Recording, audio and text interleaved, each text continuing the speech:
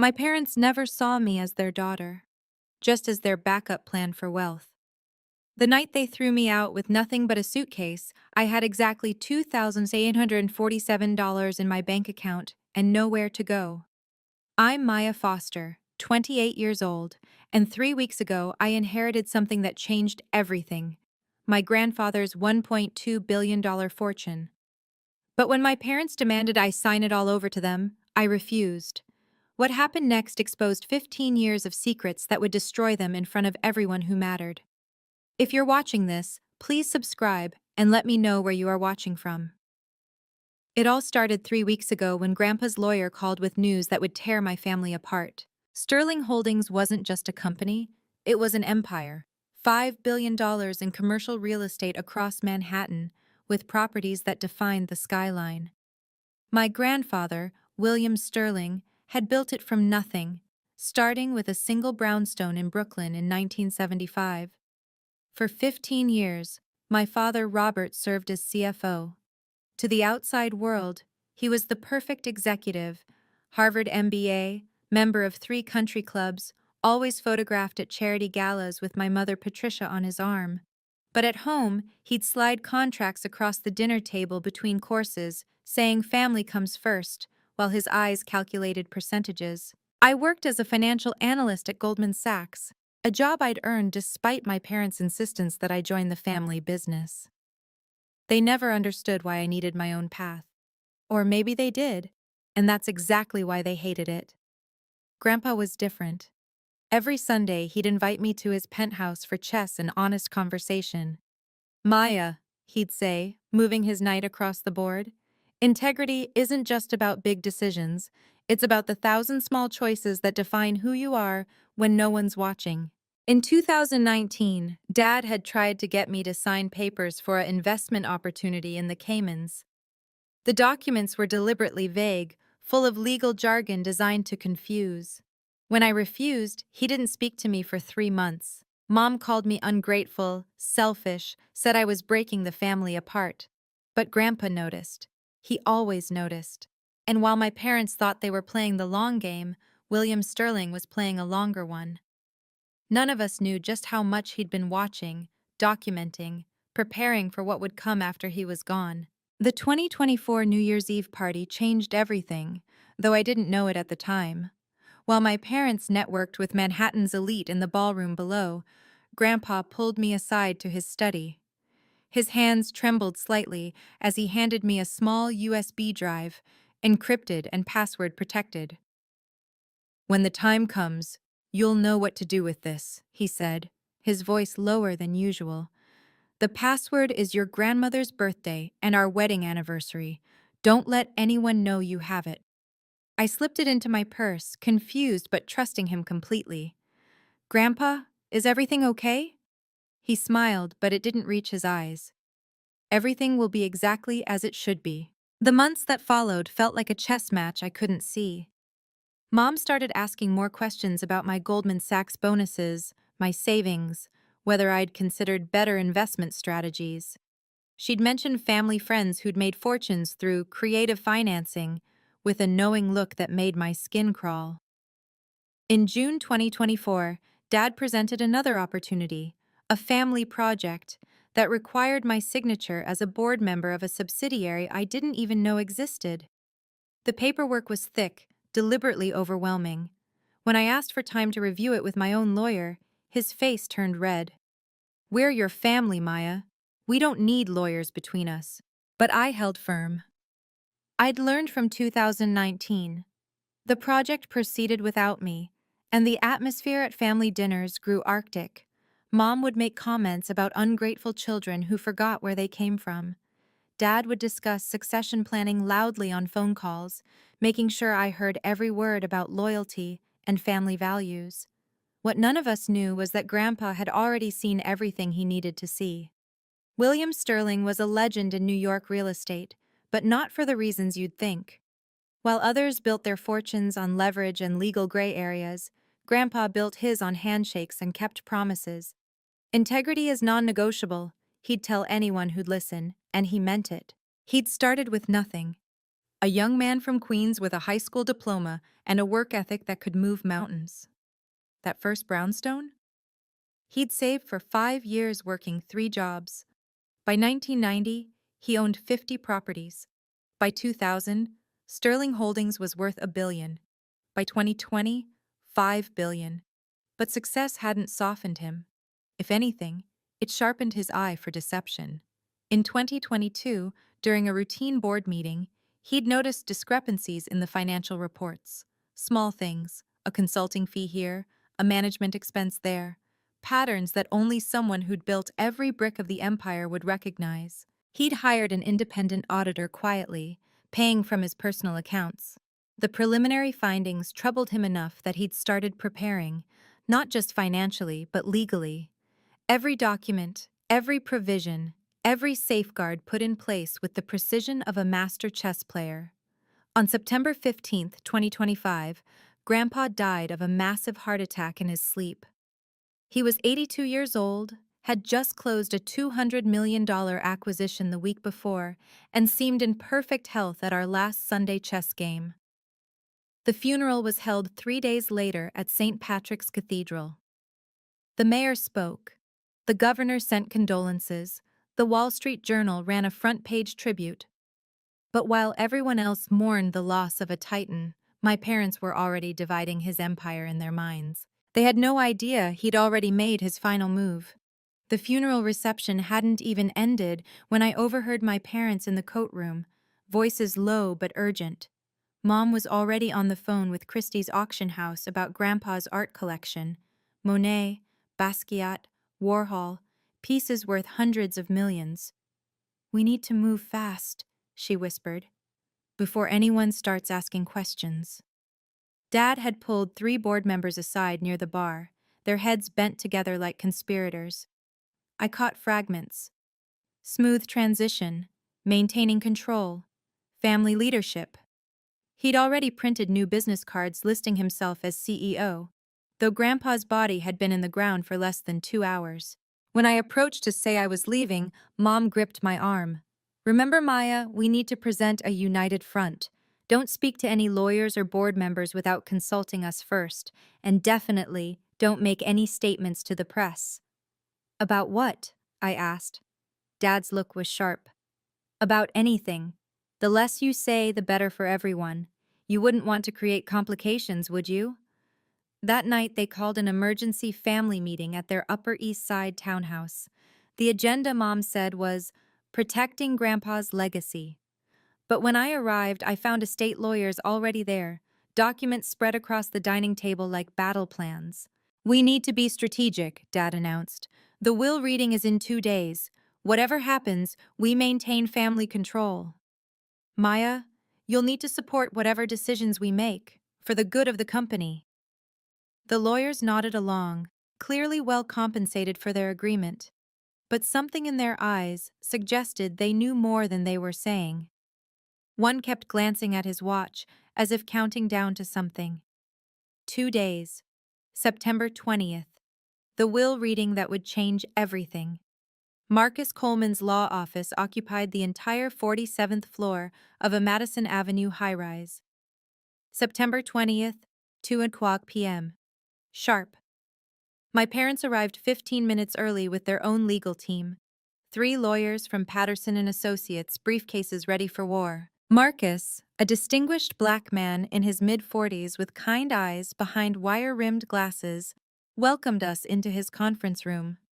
The view stretched across Central Park, autumn colors just beginning to turn. Grandpa's favorite season. "Before we begin," Marcus said, settling into his chair, "I need to confirm that everyone present is entitled to hear these proceedings.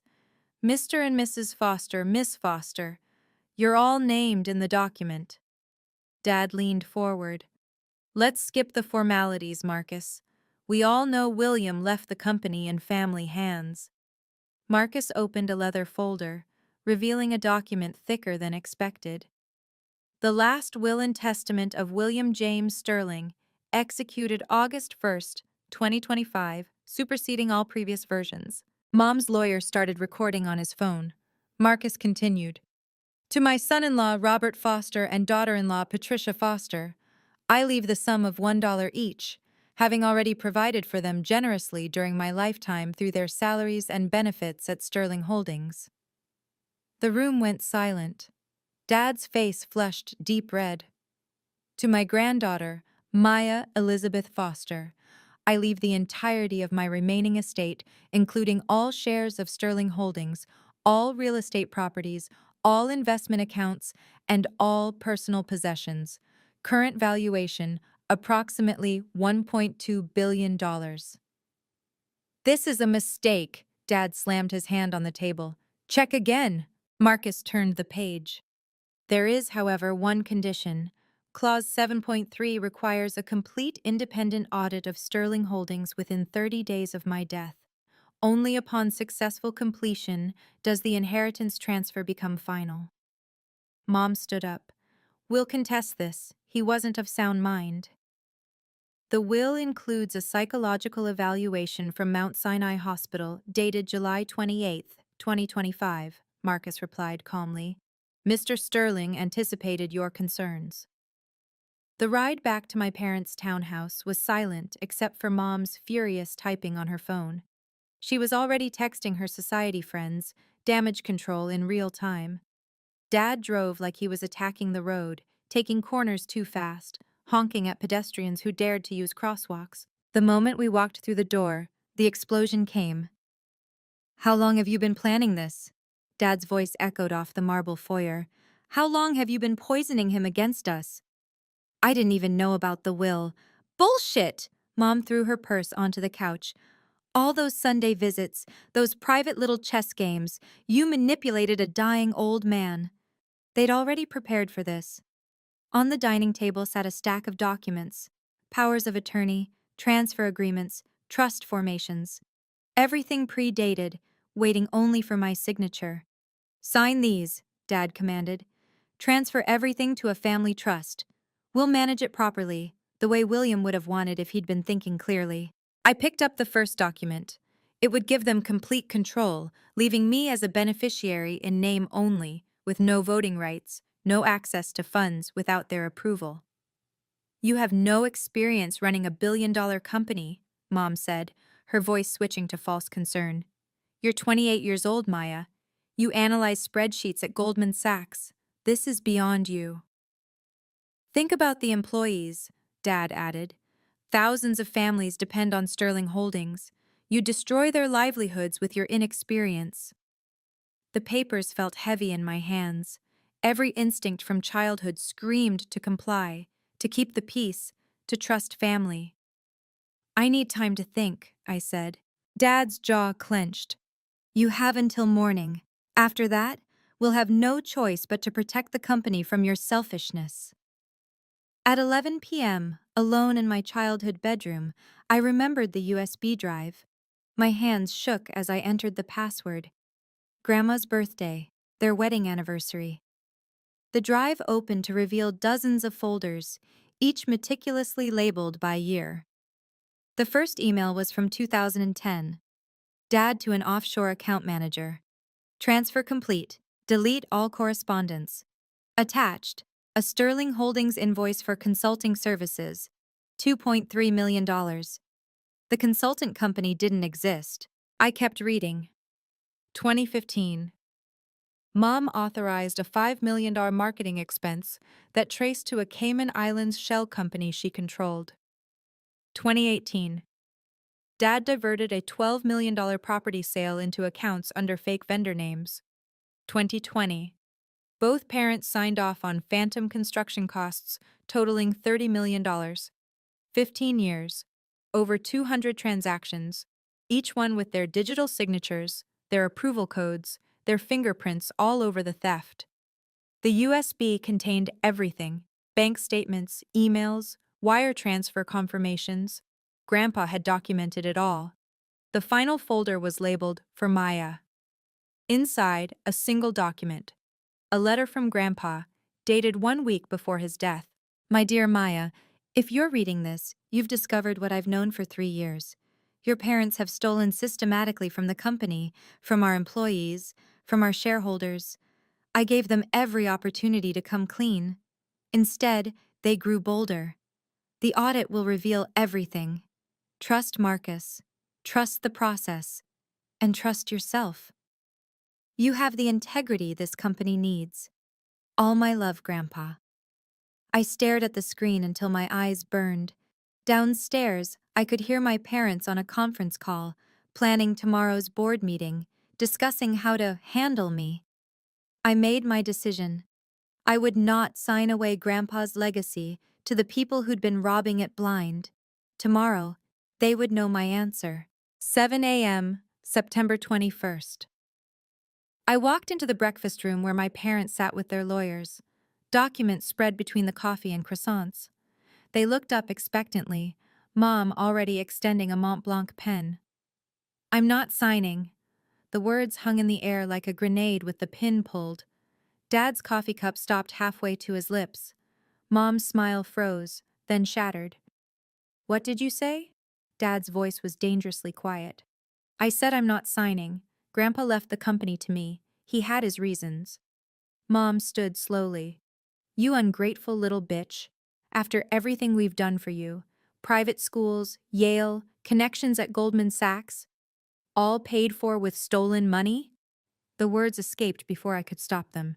The silence that followed was deafening. Dad's face went from red to white to purple.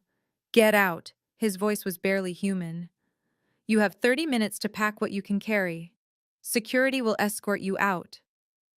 Robert, maybe we should... One of the lawyers started. Shut up, Dad roared. She's no longer our daughter. She made her choice. Mom's voice was ice. 28 years we wasted on you. Don't ever contact us again. Don't come to family events. Don't even drive past this house. I climbed the stairs on shaking legs. In my room, I grabbed the essentials: laptop, the USB, some clothes, my grandmother's pearl necklace that Grandpa had saved for me. Through the window, I could see the security guard already waiting by his car. As I walked through the front door for the last time, Mom called out, "You'll be back. When you fail, when you realize what you've thrown away, you'll come crawling back." The door slammed behind me. I stood on the sidewalk with one suitcase, truly alone for the first time in my life. Standing on that sidewalk, I called the only person who might help, Marcus Coleman. He answered on the second ring, as if he'd been expecting my call. "They kicked you out," he said. Not a question. I have nowhere to go. Mr. Sterling anticipated this too. You're welcome to stay at his penthouse immediately. 740 Park Avenue. The doorman has been notified. The ride to Grandpa's building felt surreal. This was the same route we'd taken for Sunday chess games, but now everything was different. The doorman, James, greeted me with unexpected warmth. "Miss Foster, we've been expecting you. Mrs. Eliza is waiting upstairs." The private elevator opened directly into the penthouse. Eliza Stewart, Grandpa's housekeeper for 30 years, stood in the foyer with tears in her eyes. She pulled me into a hug that smelled like lavender and fresh bread. "Mr. Sterling told me you'd come," she said, stepping back to look at me. He said, "When Maya needs sanctuary, she'll know where to find it." The penthouse was exactly as I remembered, floor-to-ceiling windows overlooking Central Park, Grandpa's chess set still on the side table, the faint scent of his pipe tobacco lingering in his study. But Eliza led me past all of that to his office. "He left something for you," she said, opening a concealed safe I'd never noticed before. Inside were files, dozens of them, labeled with dates and names, the originals of everything on the USB, plus more. "He started preparing 3 years ago," Eliza explained. "Every Sunday after you left, he'd work on these files. He said you were the only one he could trust to do what was right." On top of the stack was a business card. "Sarah Mitchell, senior partner, PricewaterhouseCoopers. He said to call her when you were ready." I was ready now. Sarah Mitchell answered her private line immediately. "Miss Foster, I've been expecting your call. Mr. Sterling retained our services 6 months ago for this exact situation." Within 2 hours, she and 3 senior auditors were seated in Grandpa's conference room. The retainer was already paid, $500,000 from an escrow account Grandpa had established. Contract? PWC 2025 ST 0921 was dated and ready. We need to move fast, Sarah explained, her silver hair pulled back in a severe bun that matched her no-nonsense demeanor. The 30-day clock started on September 15th. That gives us until October 15th, but there's an emergency board meeting scheduled for October 5th. My father called it, I said. He's trying to vote me out before the audit is complete. Sarah smiled, sharp, predatory. Let him try. The will's conditions are ironclad, but we'll be ready by then. My team has done preliminary work based on Mr. Sterling's documentation. What we're finding is extensive. Marcus Coleman arrived an hour later with more ammunition. Your parents have already filed a competency challenge. They're claiming undue influence, diminished capacity. It won't hold. I have 3 independent psychiatric evaluations, but they're trying to muddy the waters. How bad is it? I asked Sarah. The theft? She pulled up a spreadsheet on her laptop. Conservative estimate? 200 million over 15 years.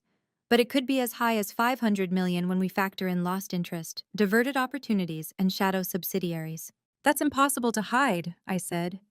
They didn't hide it, Sarah replied. They just counted on your grandfather's trust and their control of the CFO position. Your father signed off on his own theft.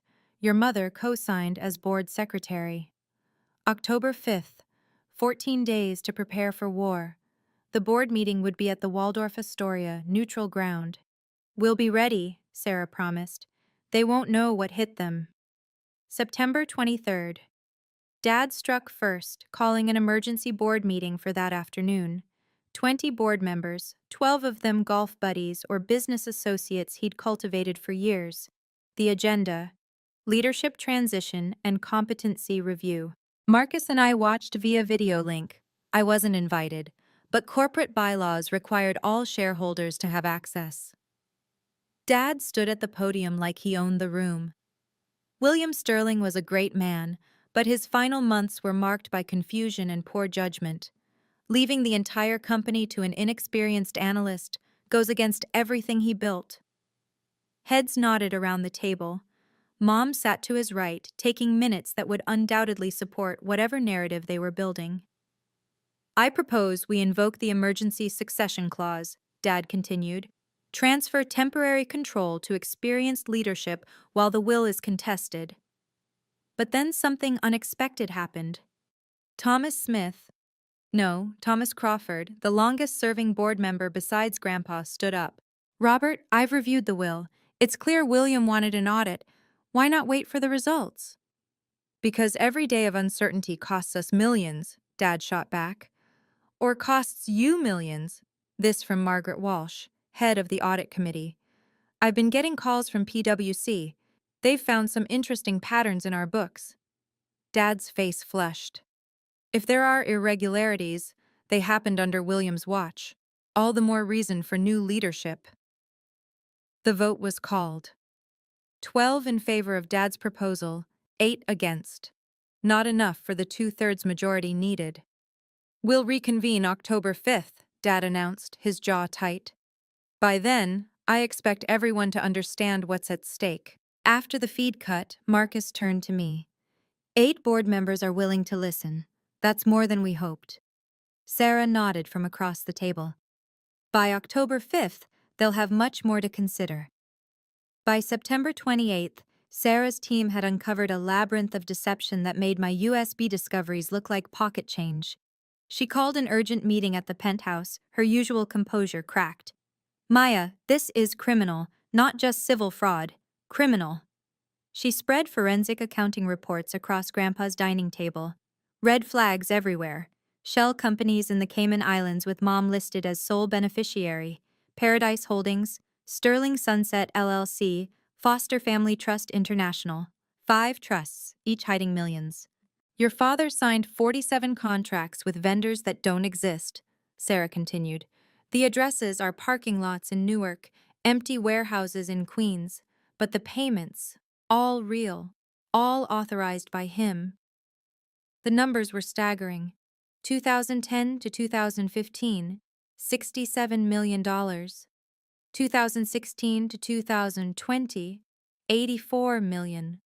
2021, 2025, 49 million and counting. But that wasn't the worst part. They used employee pension funds as collateral for personal loans, Sarah said, pulling up another document. If this goes public, your parents aren't just looking at civil lawsuits. This is federal prison territory. Marcus leaned back in his chair. We need to be strategic about how we reveal this. Too much too fast, and they might flee the country. They have passports and safety deposit boxes. I remembered suddenly. Mom always said it was for emergency travel. Box 447 at Chase Private Banking. Sarah made a note. I'll alert our contacts at the SEC, quietly. The audit was nearly complete. 300 pages of evidence, every transaction traced, every shell company exposed. The scale was breathtaking. 15 years of systematic theft disguised as business expenses, consulting fees, development costs. Your grandfather knew, Sarah said softly. These records go back 3 years. He was building a case. Why didn't he stop them sooner? Maybe he wanted to give them a chance to come clean. Or maybe, Marcus suggested, he was waiting for you to be ready. If you've ever had to stand up to family members who tried to control you, type boundaries in the comments. This story is about to take an even more shocking turn. Before we continue, please hit that subscribe button and ring the notification bell so you don't miss what happens next. Trust me, the boardroom scene coming up is something you won't want to miss. Let's get back to the story. October 1st, 4 days before the showdown, the audit was complete. 312 pages of meticulously documented fraud. Sarah had 3 copies made, one for the board, one for the authorities, one for the press. We control the narrative, Marcus strategized. Your parents think they're walking into their victory party. They have no idea we're about to flip the entire script. I spent the next 2 days reaching out to the 8 neutral board members, not to lobby, that would be inappropriate, just to ensure they'd attend in person. Important information will be presented, I told each one. Margaret Walsh, the audit committee chair, seemed particularly interested. Meanwhile, Sarah made 3 phone calls that would change everything. Wall Street Journal, Forbes, Bloomberg. Off the record for now, she told them. But you'll want someone at the Waldorf Astoria on October 5th, Boardroom A, 9 a.m. sharp. Dad, oblivious to our preparations, sent out his own agenda for the meeting: leadership transition and asset protection. He'd even hired a PR firm to draft a press release announcing his appointment as CEO, ready to send the moment the vote was done. Mom had been busy too. She'd redecorated the CEO office at Sterling Holdings, ordering new furniture from Milan, hanging her portrait where Grandpa's had been. The facilities manager called me, confused about the invoices. Process them, I told him, but don't install anything yet. The night before the meeting, I stood in Grandpa's study, looking at his chess set. The board was set up mid-game, a position we'd been working through in our last session. I finally saw it. Checkmate in 3 moves. He'd known all along how this would play out. Tomorrow, the king would fall. October 3rd. 2 days before the meeting, Dad threw a victory party at the Yale Club. 50 of Sterling Holdings' biggest investors, key shareholders, and his loyal board members. The invitation read, "Celebrating Sterling Holdings' next chapter." Marcus had gotten us an invitation through a sympathetic board member. We watched from the bar as Dad worked the room, champagne in hand, promises flowing like the wine. By Monday, everything will be settled, he assured a group of investors. Sterling Holdings will have experienced leadership, stable direction. The confusion of the past few weeks will be behind us. Mom held court near the fireplace, her Cartier diamonds catching the light. It's what William would have wanted, she told anyone who'd listen. He just lost perspective at the end. We're correcting his final mistake. They'd even prepared gift bags, leather portfolios embossed with Sterling Holdings, a new era, and Dad's signature. Inside, a prospectus outlining his 5-year plan, his photo prominently featured on every page. Look at them, Marcus murmured. They really think they've won. The irony was delicious. While they celebrated, Sarah's team was finalizing evidence that would destroy them. While they toasted their future, the SEC was preparing asset freezes. While they promised stability, 3 journalists were fact-checking the story of the decade. Dad ended his speech with a raised glass. To family, to legacy, and to the future of Sterling Holdings. The room erupted in applause. Mom dabbed at her eyes with a handkerchief, playing the devoted wife perfectly. They posed for photos that would be in every business tabloid by Monday, just not the way they expected. As we left, Marcus checked his phone. Sarah confirms. All systems go. The boardroom is booked, security is arranged, and the auditors will arrive at 8:30 sharp. 36 hours until impact. October 5th, 2025. 9 Hunquak a.m. The Waldorf Astoria's Park Avenue Ballroom had been transformed into a corporate coliseum. 50 shareholders filled the gallery, 20 board members at the horseshoe table, 3 journalists in the back row trying to look inconspicuous. Dad stood at the podium like he'd already won, wearing his lucky Hermes tie, the one he wore to every major deal. Mom sat in the front row in her St. John suit, pearl necklace perfectly positioned, radiating confidence. "Ladies and gentlemen," Dad began, his voice echoing through the $5 million room, "we gather today to ensure Sterling Holdings' continued success. William Sterling built an empire on family values and trusted leadership. Today, we honor his true legacy." He clicked through slides showing Sterling Holdings' growth, carefully omitting certain years. The room nodded along. This was their world, their language, their game. "My proposal is simple," Dad continued. "Transfer temporary control to experienced leadership while the estate matters are resolved. Maya Foster, while family, lacks the experience to manage a $5 billion enterprise. This isn't personal. It's fiduciary responsibility." Board members shifted in their seats. Some nodded. Others glanced toward where I sat with Marcus. The journalists scribbled notes. "I call for a vote to invoke Emergency Provision 15.3.2, Dad announced. Transfer executive control to the existing CFO, myself, pending final estate resolution." The chairman raised his gavel. "Is there any discussion before we vote?" This was it. The moment Grandpa had orchestrated from beyond the grave. I stood up slowly, my voice cutting through the murmur of agreement. "I object to this motion." Every head turned. Dad's smile flickered but held. "You have no standing here," he said. "You're not even on the agenda." "Actually," I replied, pulling out the will, "Clause 7.3 gives me explicit standing, and I have something the board needs to see." "This is highly irregular." Dad's voice cracked slightly as 6 auditors from PricewaterhouseCoopers wheeled in boxes of evidence. Sarah Mitchell entered behind them, her presence commanding immediate attention. "Mr. Chairman," Sarah addressed the board directly, "I'm Sarah Mitchell, senior partner at PwC. We've completed the mandatory audit required by William Sterling's will. What we've discovered requires immediate board attention." The chairman looked between Dad and Sarah.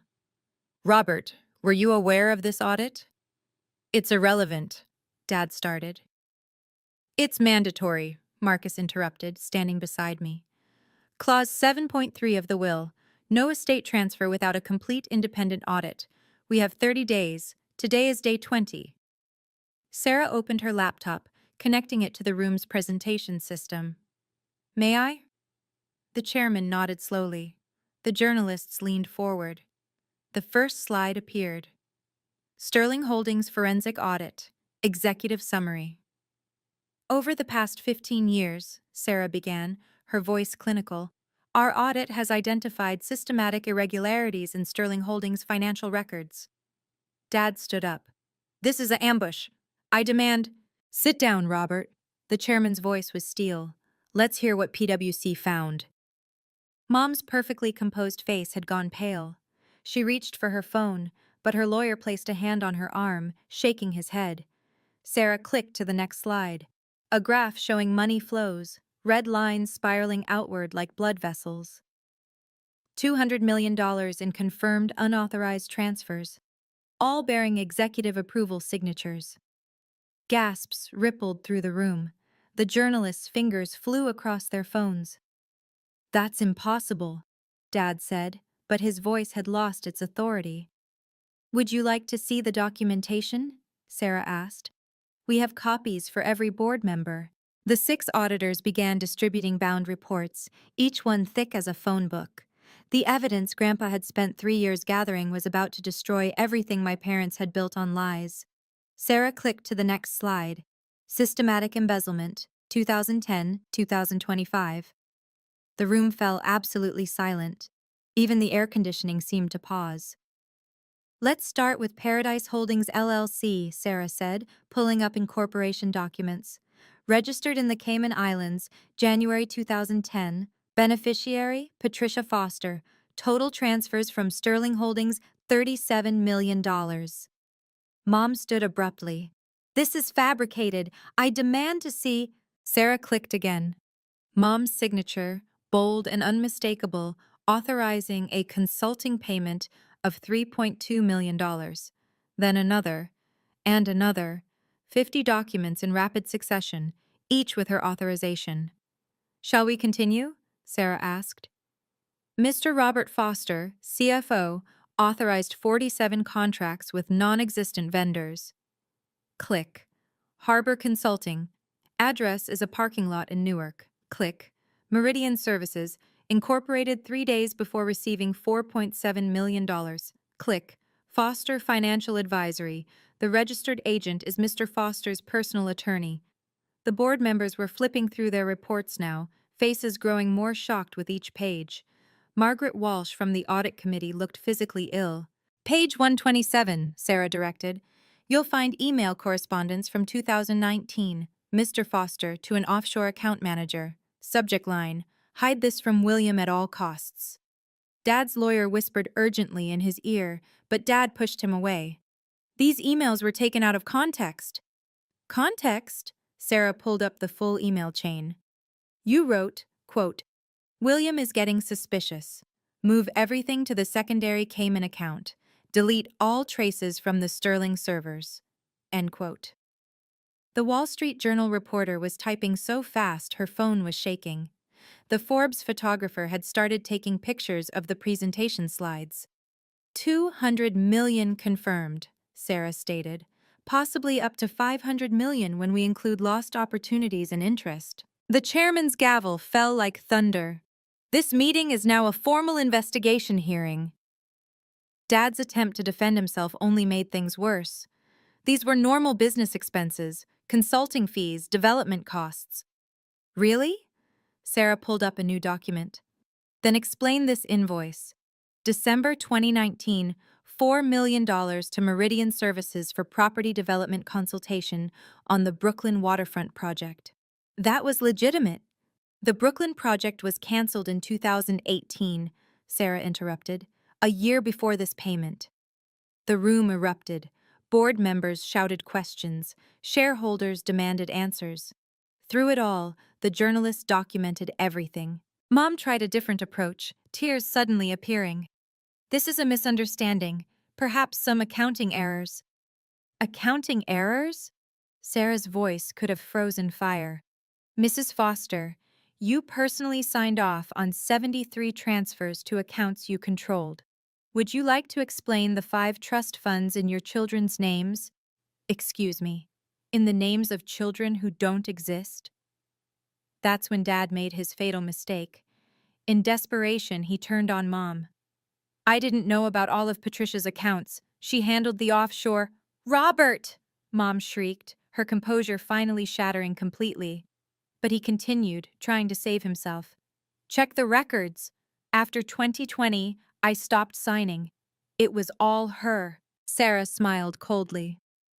"Actually, Mr. Foster, you're right about one thing. After 2020, you did change your pattern." Click. "You started using DocuSign with your electronic signature. Here's one from last month. 800,000 to a shell company registered to your brother-in-law." The brother-in-law in question, sitting in the gallery, stood up and walked out without a word.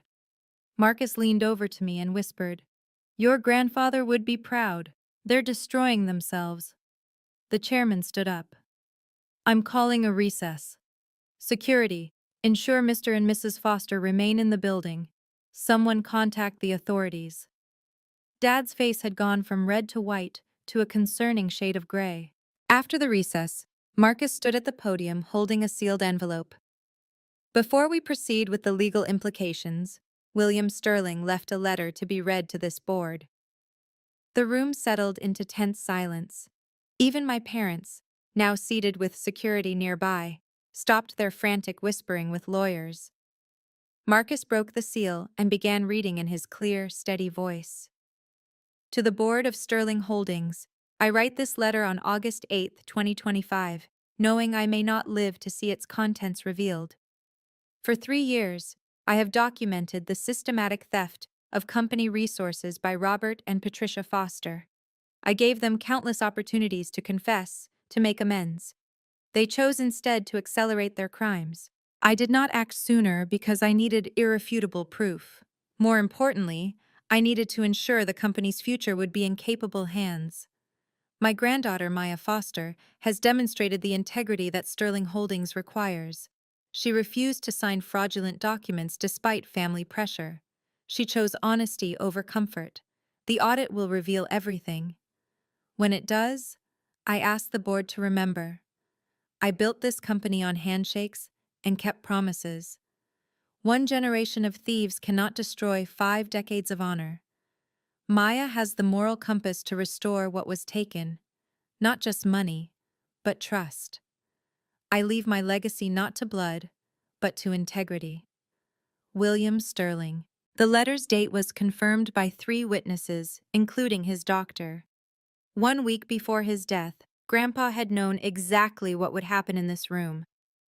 Margaret Walsh spoke first. "I motion to immediately remove Robert Foster as CFO and ban both Robert and Patricia Foster from any role in Sterling Holdings." "Seconded" came from 5 board members simultaneously. The vote was called 47 in favor, 3 abstentions, all distant relatives of my parents. 0 against. The kingdom had fallen. Checkmate. The aftermath was swift and merciless. Within minutes of the vote, the board acted with stunning efficiency. "Motion to appoint Maya Foster as interim CEO, pending completion of an MBA program within 2 years," Margaret Walsh announced. Seconded. The vote, unanimous. Even the 3 relatives who'd abstained before couldn't deny the obvious. Motion to pursue full recovery of stolen funds through all legal means. Seconded, unanimous. Motion to cooperate fully with SEC, FBI, and state investigations. Seconded, unanimous. My parents sat frozen as their world evaporated. Dad's hands trembled as he tried to text someone, anyone, but his phone had already been confiscated as evidence. Mom stared at nothing, her perfect facade finally, completely shattered. The journalists were already filing their stories. I could see their headlines forming in real time on their phones. Sterling Holdings scandal. CFO's 15-year fraud exposed. Billionaire's granddaughter inherits empire after exposing parents' crimes. Thomas Crawford stood up. "Miss Foster, the board needs to know, are you prepared to lead this company?" I stood, finding my voice stronger than expected. "I'm prepared to restore its integrity. Sterling Holdings will implement quarterly independent audits, complete financial transparency, and a whistleblower protection program. We'll set the industry standard for corporate governance." "The company will pay for your Harvard MBA," Margaret added. "Full sponsorship starting immediately." Security approached my parents. "Mr. and Mrs. Foster, we need to escort you from the premises. The authorities are waiting outside." As they were led past me, Dad tried one last manipulation. "Maya, please, we're family." "Family doesn't steal," I replied, my voice carrying across the silent room. "Family doesn't betray. Family doesn't throw you out for refusing to be complicit in their crimes." The door closed behind them. I would never see them the same way again. Can you believe parents would do this to their own child? If this story resonates with you, please share it with someone who needs to hear that standing up for yourself is worth it. Don't forget to like this video. It really helps the channel grow.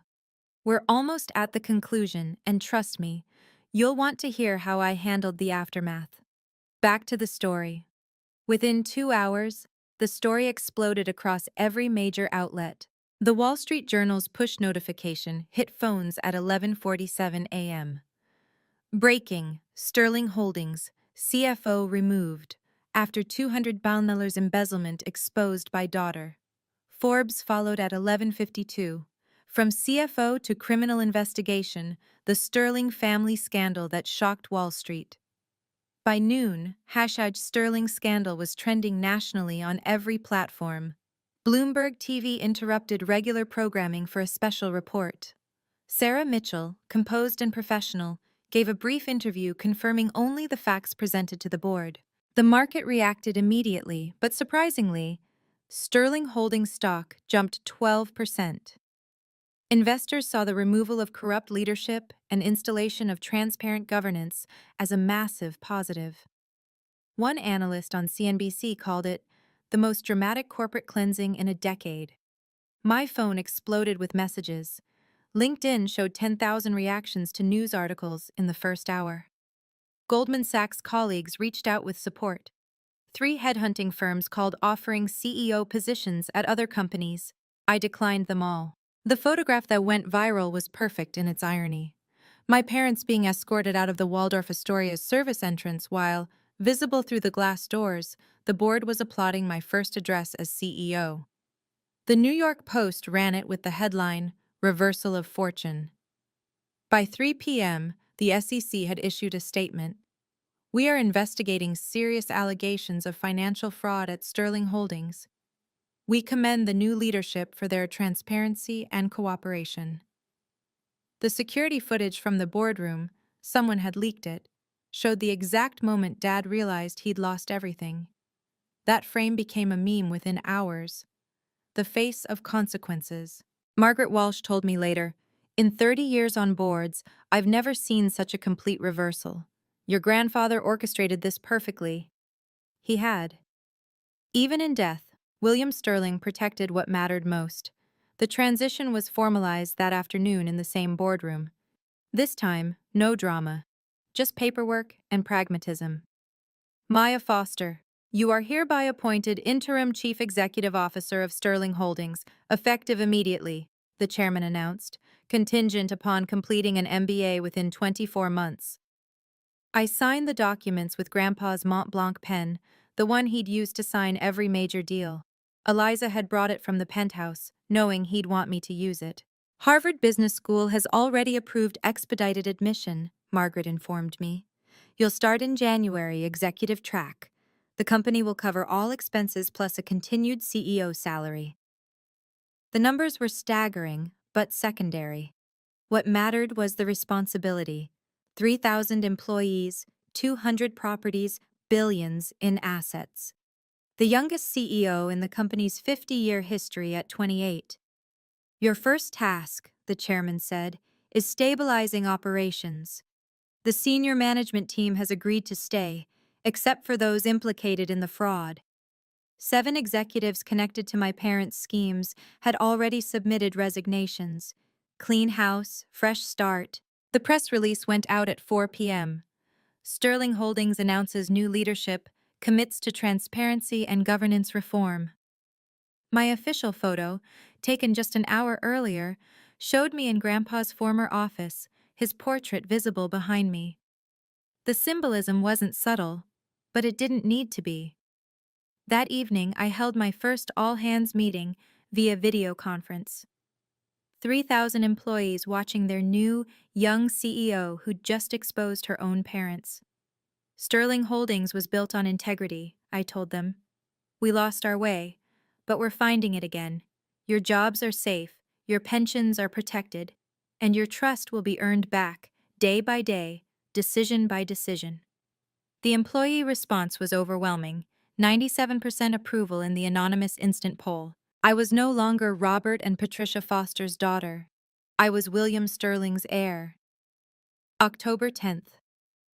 5 days after the boardroom revelation, the legal machinery ground into motion with devastating precision. The SEC formally froze all my parents' assets, bank accounts, investment portfolios, properties, everything locked pending investigation. The $8 million townhouse they'd kicked me out of was now collateral for restitution. The criminal charges were filed October 12th: wire fraud, embezzlement, money laundering, tax evasion. The FBI raided their temporary apartment at 6 a.m., confiscating computers, documents, and passports. The passports were crucial.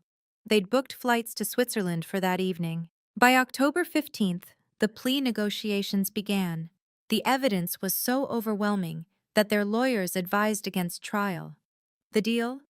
5 years probation, 10 years banned from any fiduciary role, and full restitution of $200 million plus interest and penalties. The townhouse was foreclosed within a month, sold to cover initial restitution. The cars, the jewelry, the art collection, all liquidated. Mom's Cartier diamonds that had sparkled at the Yale Club party were auctioned by the federal government. They moved to a 2-bedroom apartment in Queens, a 40-minute subway ride from the Manhattan they'd ruled. Dad found work as a junior consultant at a small firm that didn't Google him first.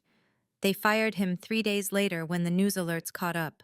The IRS opened their own investigation. Turns out stolen money hidden offshore doesn't get reported on tax returns. The additional penalties pushed their total liability to nearly $300 million. But the cruelest cut was social. The country clubs revoked their memberships. The charity boards demanded their resignations. The Yale Club, where Dad had thrown his premature victory party, banned them for life. Every institution they'd used to validate their status expelled them like an infection. In trying to steal an empire, they'd lost their entire world. The Sterling scandal rippled far beyond our company. Within 2 weeks, 15 other major corporations announced independent audits of their executive expenses. 3 more CFOs resigned to pursue other opportunities. Wall Street speak for jumping before being pushed. Harvard Business School made our case required reading for their Ethics in Leadership course. Professor Jonathan Martinez called it the Sterling Integrity Test, a definitive example of how new generation leaders could clean house without destroying the house itself. My TED Talk invitation came October 20th. The topic: When Family is the Fraud, Choosing Integrity Over Blood. It would eventually get 12 million views, but I didn't know that yet. The emails poured in, over 500 in the first week. Young professionals trapped in toxic family businesses, whistleblowers afraid to speak up, employees who'd suspected fraud but felt powerless. Each message the same theme: your story gave me courage. We established the William Sterling Foundation for Corporate Ethics with an initial endowment of $50 million. Anonymous reporting, legal protection, financial support for whistleblowers. The first year, we'd help expose fraud at 17 companies. Other Sterling Holdings shareholders, inspired by the cleanup, invested an additional $300 million in growth capital. Finally, one major investor told Forbes, we can invest without wondering what's being stolen. Business schools competed to write the definitive case study. Stanford won, sending a team to interview everyone involved. Their 47-page analysis would become the most downloaded case in the school's history. The photograph of me standing in Grandpa's office went viral as a symbol of generational change in corporate America. Young professionals shared it with @IntegrityWins and #CleanHouseCEO. But the number that mattered most, employee satisfaction at Sterling Holdings, jumped 40% in 1 quarter. They finally had leadership they could trust. October 20th. Mom's first email arrived at 3 a.m. when desperation overrides pride. Maya, I'm your mother. Despite everything, that means something. We made mistakes, but throwing us to the wolves? Family doesn't do that. Please, just talk to us. Dad's letter came by courier 2 days later, 10 pages of his perfect penmanship on his old Sterling Holdings letterhead, stolen no doubt before security cleaned out his office. Dear Maya, it began, there have been grave misunderstandings about standard business practices. What you call theft, we call complex financial strategies. Your grandfather understood this, which is why he never acted while alive. The delusion was breathtaking. Even facing federal charges, they couldn't admit guilt. Every paragraph deflected, justified, blamed others. Grandpa was senile. The accountants were incompetent. I was naive. Everyone's fault but theirs. They tried emotional manipulation. Remember Christmas mornings? Your first day at Yale? We gave you everything. They tried guilt. We're facing bankruptcy while you live in a penthouse. Is this what family means to you? They tried threats. Our lawyers say we have grounds to challenge the will. Don't force us to drag Grandpa's reputation through mud. I forwarded everything to Marcus without responding. He filed them as evidence of continued harassment and lack of remorse, useful for the criminal proceedings. Mom tried calling the office. The receptionist had clear instructions. Ms. Foster is unavailable. Dad showed up at the building once, but security had his photo. He didn't make it past the lobby. Their lawyers sent a formal request for a family mediation session. Marcus responded with a single line, "My client declines." The silence from my end was its own message. You made your choice when you threw me out. Now live with consequences. November 1st. The meeting was arranged through lawyers, held in a conference room at Marcus's firm. Neutral ground, security present, everything recorded. My parents looked smaller somehow. Dad's suit was off the rack, Mom's designer bag replaced with something from Target. But their eyes still held that dangerous mix of desperation and entitlement. Here are my terms, I began, sliding documents across the table. Non-negotiable. First, complete restitution, $200 million plus interest, structured over 10 years. Miss a payment? Face immediate asset seizure. Second, mandatory therapy, 2 years minimum with Dr. Elizabeth Morrison, specializing in white-collar crime rehabilitation. Weekly sessions, monthly progress reports to the court. Third, no direct contact for 5 years. All communication through lawyers. No showing up at my home, office, or events. Violation means restraining orders. Fourth, complete NDA regarding Sterling Holdings operations, employees, and proprietary information. One leak, face additional lawsuits. Fifth, public acknowledgement of guilt. No more misunderstandings or complex strategies. Full admission in court records. This is cruel, Mom whispered. No, I replied, my voice steady. Cruel was stealing from thousands of employees' pension funds. Cruel was throwing your daughter out for refusing to be your accomplice. These are consequences. Dad's jaw clenched. What about after 5 years? After 5 years, if all conditions are met, we can discuss supervised communication. Not forgiveness, not forgetting, just potentially talking. Their lawyer whispered urgently. They had no leverage, no options. Sign or face trial with a 99% conviction probability. They signed. Each signature looked physically painful, like they were signing their own death certificates. In a way, they were, the death of who they'd pretended to be. These aren't punishments, I said as security prepared to escort them out. They're prerequisites for any possibility of a future relationship. Mom looked back once. I didn't. November 15th. The first restitution payment cleared. $1.67 million, exactly as scheduled. They'd sold everything sellable, liquidated every hidden asset the FBI hadn't already frozen. Mom started therapy with Dr. Morrison November 20th. The court-mandated reports showed initial resistance, then gradual acceptance. Patient beginning to acknowledge patterns of entitlement and manipulation, read the December summary. Dad took a job at a small consulting firm in New Jersey, $75,000 a year. What he used to spend on watches. He commuted 90 minutes each way because Manhattan firms wouldn't touch him. His LinkedIn profile disappeared entirely. They moved from Queens to a smaller apartment in the Bronx. 2 bedrooms became 1 bedroom with a home office. The doorman building became a walk-up. The Mercedes became the subway. Their old friends vanished like smoke. Patricia Foster was deleted from charity committees, garden clubs, social registers. Robert Foster's golf buddies stopped returning calls. The Christmas party invitations that once flooded in dried up entirely. I monitored it all through Marcus, maintaining strict distance. Each report the same theme: gradual acceptance of their new reality. No more schemes, no more shells, just survival. The therapy reports grew more positive. Patients showing genuine introspection, Dr. Morrison noted in January. Beginning to understand impact of actions on others, particularly their daughter. Dad paid the restitution 2 days early each month, never missing. Mom volunteered at a food bank, court-ordered community service, but she continued even after her hours were complete. They were learning, finally, what life was like for everyone they'd considered beneath them. Rock bottom has a way of teaching lessons that privilege never could. But I wasn't ready to forgive. Maybe someday, maybe never. For now, the boundaries held firm, protecting my peace while they rebuilt their humanity from scratch.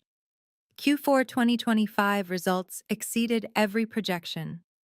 Revenue up 18%, profits up 24%, employee satisfaction at an all-time high of 87%.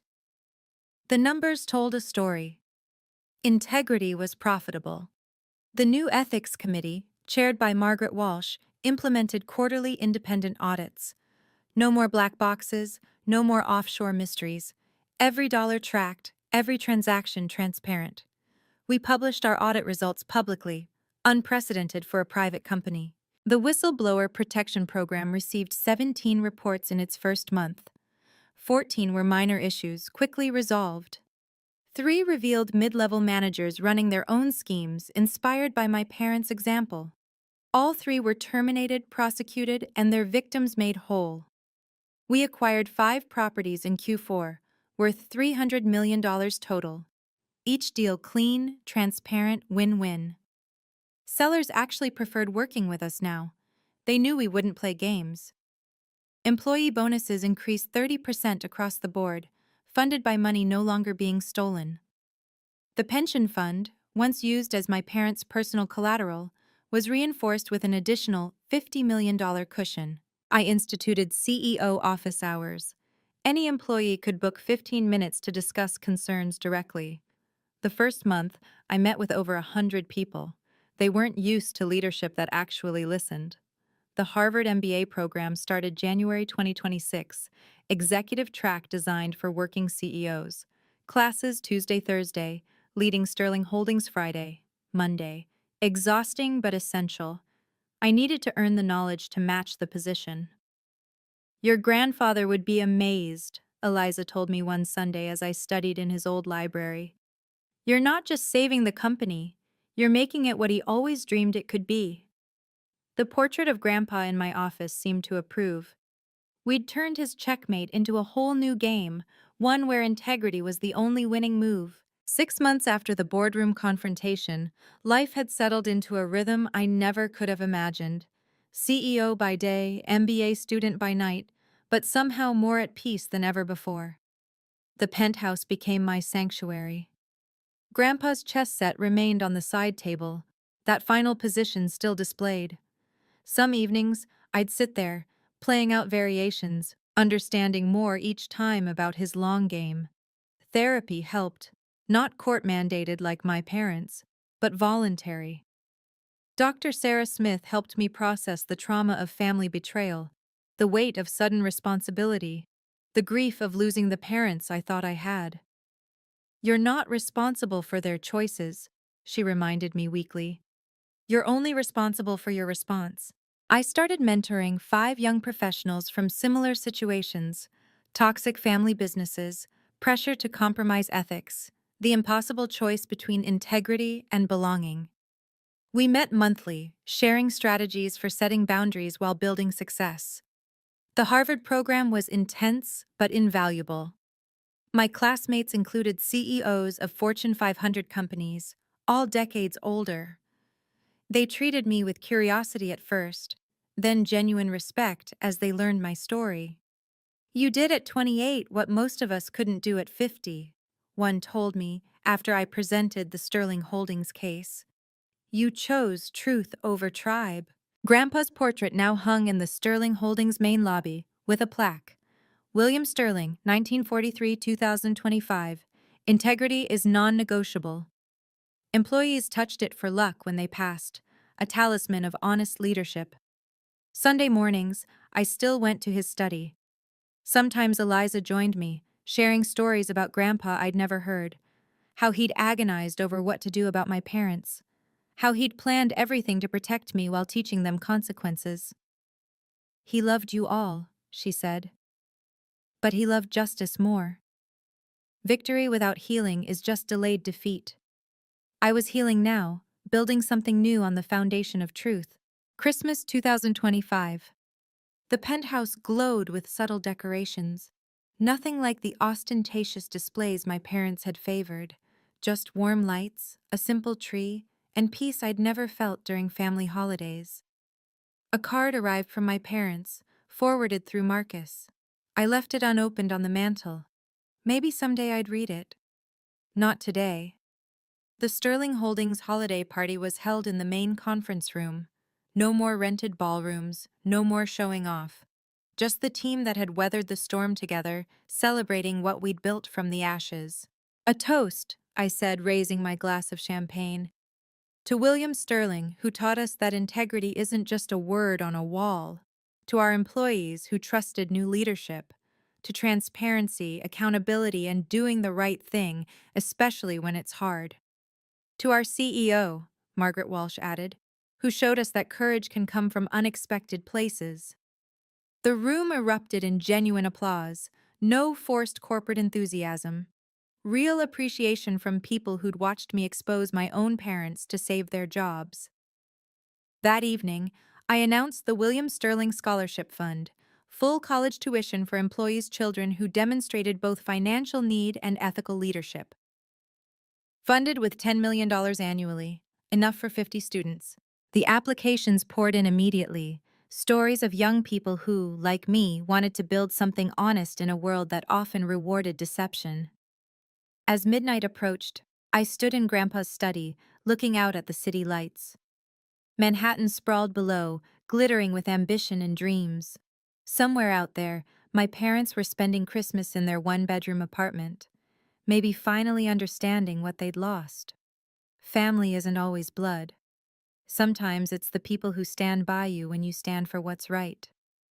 My family now was Sterling Holdings, 3,000 strong, building something worthy of the name. "Merry Christmas, Grandpa," I whispered to his portrait. Checkmate. Thank you for staying until the end of my story. If you've ever had to choose between family and integrity, you know how painful yet necessary it can be. Please share your own experiences in the comments. Your story might help someone else find their courage.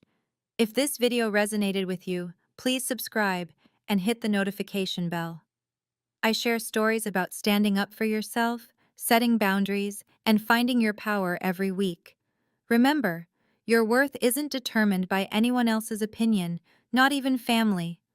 Until next time, stay strong.